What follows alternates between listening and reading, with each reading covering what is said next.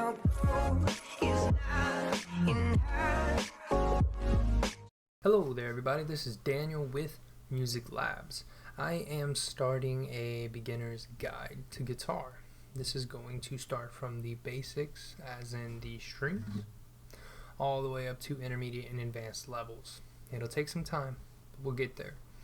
This series is mainly for the new upcoming artist, somebody who just picked up the guitar, but it's also going to be for the person who put that guitar away in a closet, tucked it away, and forgot everything about it. I am going to make this as simple and easy as possible. And hopefully you learn something. So, starting out, the strings of the guitar. You're going to have 6 of them. These are going to be labeled with numbers as well as letters, depending on the tuning that you're in. Most of the time, standard tuning, it's going to be the same across every guitar, so you won't have to worry about it unless you pick up your friend's guitar who's playing in drop D, and it'll change a couple of things. But basically, starting out, the guitar, starting from the smallest string at the bottom of the fretboard, it's going to be your first string. Moving up from there, you have your second, third, fourth, fifth, and sixth, and that is your lowest string. Sorry, it's a little out of tune. That being said, they're also classified by tuning. So this guitar is in standard tuning. So starting from the lowest string, the 6th string, it's going to be E, A, D, G, B, and E. At first, it's going to seem very difficult to remember any of these things about the guitar, but I found that this anagram or little silly sentence helped me when I started learning guitar all those years ago. I know, believe me. So, it's going to be Eddie ate dynamite. Goodbye, Eddie. And this one, good and bye, are 2 different words. So that's going to leave you with the E, A, D, G, B, and E. The Eddie ate dynamite. Goodbye, Eddie.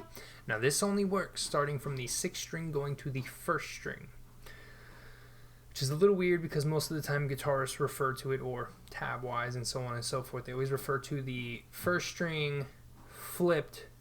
They want it to go from the 1st string to the 6th string.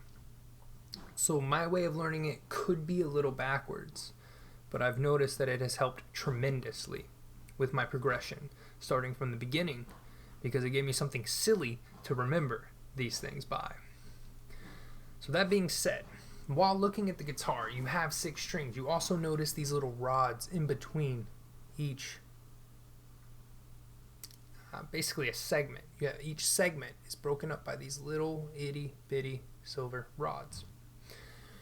These are called frets, and that's going to help us when we get to the next thing. So just remember these frets. These frets break everything down into half steps or semi-steps.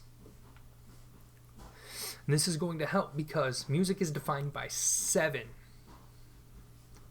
basic notes. And in between these basic notes, there are sharps and flats. The 7 basic notes are going to be A, B, C, D, E, F, G. And then they repeat. So after your G comes A, and then you go all the way through that very short alphabet, repeat back to A. Music has always been defined by these 7 notes, minus the in-between ones. So, working your way up the fretboard, you need to understand that in between these regular notes, or whole notes, tonal notes, you're going to have sharps and flats. Not all of them, though.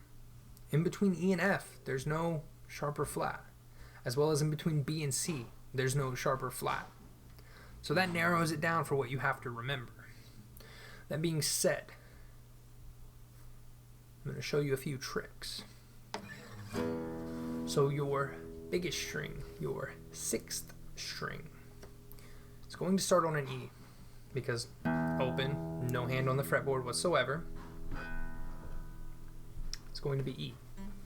Going up from there, no half step, like I said, in between E and F. So it's just E, F. From there, we go up. Now, in between F and G, there is a half step. F sharp or G flat. And you'll see the sharp and flat of one, or rather, the flat of one is the sharp of the other, and so on and so forth. So your F sharp and G flat are the same. And then it just continues up from there. And this is going to get you into your homework. This is going to help you excel, help you get a good grade from me, your professor. That being said, moving up from there, from G flat or F sharp, you now have G. And then so on and so forth. We're taking these half-step increments all the way up the neck to the 12th fret, where thereafter it repeats. So then we go to A, G sharp or A flat. Moving on up, we have A. Moving from there, A sharp or B flat. Then you have your B, and then in between B and C, there's no sharp or flat. So from B to C. Then you have your C sharp or D flat.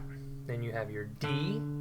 Then you have your D sharp or E flat. And then you have your E. And this is an octave from the open E.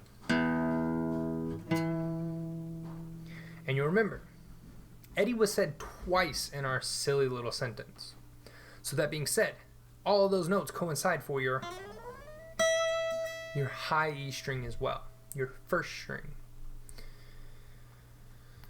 Moving from there, I can go ahead and show you the A string, but I want to leave most of it up to you guys. This stuff has to be instilled. You have to burn it into your head, basically. You want to memorize it, because if you don't memorize it, or you do half the work, you're not going to get anywhere. I learned this at a young age. You want to memorize the very basics. Get them ingrained in your system. You want them to be muscle memory. You want your brain to be, boom, I know this. Boom, I know this.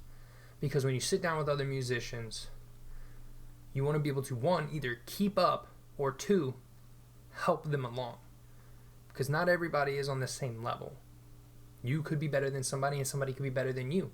If you know these basics, you'll be able to learn from the other person instead of feeling left out, not knowing what's going on. So take these things and run with it. I'm going to give you one more string, and then I want you guys to finish the rest. You're going to be doing your D, G, and B string. Write it down. Study it every single day. Now let's get into the A string before I cut you guys loose to do some practicing and studying on your own. So your A string, open. It's going to be A. Simple. Then from there, you're going to be going to A sharp or B flat. Then you're going to be going to B. Then after that, remember, B and C. No sharp or flat in between. C. C sharp, D flat, D.